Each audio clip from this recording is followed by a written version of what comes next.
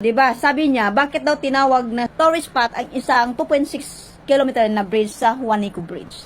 Ito, Sara Duterte, abogada ka pero bubo ka, hindi mo ginamit yung utak mo. Alam mo ba, ang itong tulay na to, itong Juanico Bridge, napakalaking tulong sa Samar at Liti.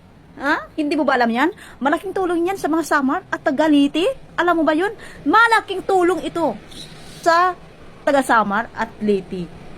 Pero yung Davao mo nga, yung Davao City nga, hindi mo nga maayos-ayos.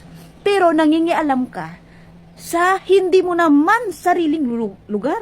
Lugar mo nga, hindi mo nga kayang bigyan ng magandang project ang Davao City. O yung eskwelahan nga doon, nakita mo yung putik-putik, binabaha nga dyan. Tapos nangingialam ka sa ibang lugar. Sa ibang, sa tulay ng Juanico Bridge. Yung tulay nyo dyan, ayusin nyo. Ang tulay nyo yan na maraming na-aksidente dyan sa Davao City, hindi mo nga maayos-ayos. Pero nangingialam ka, dito sa tulay nyo, hindi naman yan para sa'yo. Hindi ka nakikinabang dyan. Hindi ikaw nakikinabang yan. Nakikinabang at malaking tulong ito sa mga Sama at Liti. Pero ikaw, nangingialam ka sa tulay na yan na hindi naman para sa'yo. Kung ginamit mo yung utak mo sa pagka-vice president ka, abogada ka ng tanga at bobo, napaka-inot na vice president na dumaan sa banta natin in the history of the Philippines. Ikaw yung pinaka-bobo at tanga at inutil na pagka-vice president ng bansa. Oh, hindi ko talaga naisip na ganyan ang utak mo. Tapos nangialam ka sa utang ng bansa. Pero yung utang ng tatay mo, na hindi mo kayang i-explain, na hindi mo kayang sabihin, na hindi mo kayang ipaliwag sa tao kung saan napunta ang mga inutang ng tatay mo. Yung utang at hindi binayaran ng tatay mo sa pandemic, sa healthcare ng COVID-19.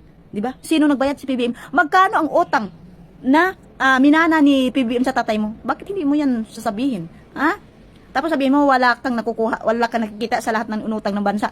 Paano mo makikita? Ang kaaway ba? Ang inggatera na katulad mo? Ang kabubuhan mo at katangahan mo? Makikita mo ba ang mga project? Nakikita mo ba ang lahat ng ginawa? Hindi mo yan makikita kasi inggitera ka. Inggitera ka. Kasi gusto mo, uupo ka ng bansa ng vice president na presidente, pero pagka vice president mo nga, hindi mo nga kaya.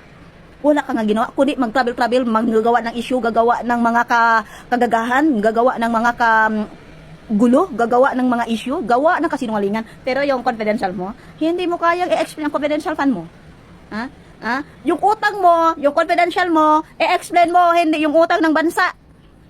Unahin mo yung sarili mo. Gaga kang pagka-vice president. Isa kang inutil at gaga na pag-vice president na minana ng mga supporter mong mga bubo at mga inutil. Mga matatanda ng mga supporter mo pero mabubo pa rin. Lahat sila mabubo.